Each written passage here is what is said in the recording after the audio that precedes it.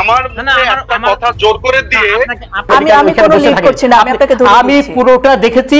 এগুলো talk show নাকি মাছের বাজার তা বোঝা কঠিন। সম্প্রতি লাইভ টক শোতে হারপিকের বোতল তুলেছেন সায়েদ আব্দুল্লাহ, সেটা দেখে চটে গেছেন নিঝুম মজুমদার। সায়েদ আব্দুল্লাহকে তিনি বাচ্চা বলেছেন। এরপর সায়েদ আব্দুল্লাহ আবারও হারপিকের বোতল সামনে আনেন। নিঝুম মজুমদার হতাশ হয়ে অনুষ্ঠানের সঞ্চালককে বলেন, আপনার কি মনে হয় এই বাচ্চার সঙ্গে আমি প্রোগ্রাম করব? তবে সায়েদ আব্দুল্লাহ কিছু প্রশ্ন রেখেছেন। তিনি বলেছেন, হারপিকের সঙ্গে নিঝুম মজুমদারের সম্পর্ক কি? আমি একটা হারপিকের বোতল আনতেই পারি, আমার হাতে একটা হারপিক থাকতেই পারে। টকশোতে এমন আপত্তিকর ঘটনা আগেও ঘটেছে, খুব বেশি দিন আগের কথা না। উপস্থাপিকা দীপ্তি চৌধুরী ও সাবেক বিচারপতি মানিকের সেই টকশো নিয়ে ব্যাপক আলোড়ন তৈরি হয়েছিল। ধৈর্যের জন্য দীপ্তি চৌধুরী হয়েছিলেন প্রশংসিত, আর বিচারপতি মানিক হয়েছিলেন সমালোচিত। টকশো শেষে উপস্থাপিকা দীপ্তির সঙ্গে তর্কে জড়িয়েছিলেন বিচারপতি মানিক। দীপ্তিকে তিনি সরাসরি রাজাকারের বাচ্চা বলায় দীপ্তি উঠে দাঁড়িয়ে প্রতিবাদ করেন। দীপ্তি চৌধুরী বারবার বলতে থাকেন, আমি একটা মুক্তিযোদ্ধা পরিবারের সন্তান, আপনি আমাকে কোন সাহসে রাজাকার বলেন? এ সময় বিচারপতি মানিক বলেন,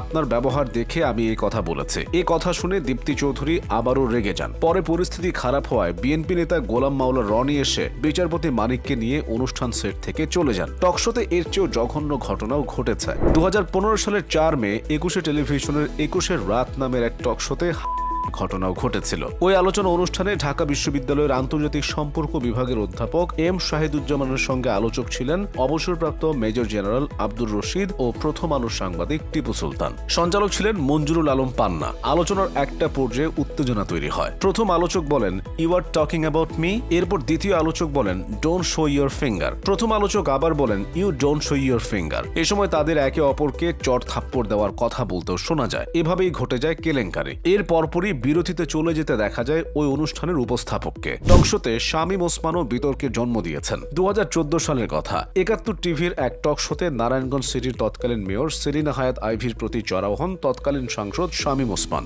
অনুষ্ঠান চলাকালেও শামীম ওসমান আইভি এবং তার পরিবারকে নিয়ে একের পর এক আপত্তিকর মন্তব্য করেন। অনুষ্ঠানের মাঝবিরতি এবং শেষে উত্তেজনা আরও বেড়ে যায়। সরাসরি এটা দর্শকেরা দেখতে না পেলেও অন্য আলোচক, সঞ্চালক, ক্যামেরা কর্মীরা তা দেখেন। অনুষ্ঠান শেষে আইভির দিকে শামীম ওসমান তেরে যান, নারায়ণগঞ্জে গিয়ে দেখে নেওয়ার হুমকি দেন। তিনি বলেন, তুই নারায়ণগঞ্জে চল, তোরে দেখাইতেছে। জবাবে আইভি বলেন, চল নারায়ণগঞ্জে, কি করবি? টকশোর ইতিহাসে সবচেয়ে জঘন্য ঘটনাটি ঘটেছে পাকিস্তানে। 2023 সালের সেপ্টেম্বরের ঘটনা। পাকিস্তানের একটি টক শো পরিণত হয়েছিল রেসলিং রিংয়ে। ইমরান খানের দল পাকিস্তান তেহরিক ইনসাফ ও পাকিস্তান মুসলিম লীগ নওয়াজের দুই নেতার মধ্যে কথার লড়াই শেষ পর্যন্ত করায়। ওই টকশোতে সিনেটর এবং আইনজীবীর মধ্যে উত্তপ্ত বাক্য বিনিময় হচ্ছিল। উত্তপ্ত যুক্তিতর্কে দুজন দুজনকে লক্ষ্য করে আপত্তিকর মন্তব্য করেন এবং এক পর্যায়ে তা হাতাহাতিতে রূপ নেয়। প্রথমে দুই নেতা একে অপরকে ধাক্কা মারেন, তারপর তারা পরস্পরকে চর এবং শেষে ঘুষি মারতে থাকেন। অবস্থা বেগতিক দেখে টকশোর উপস্থাপক দুজনকে আলাদা করেন।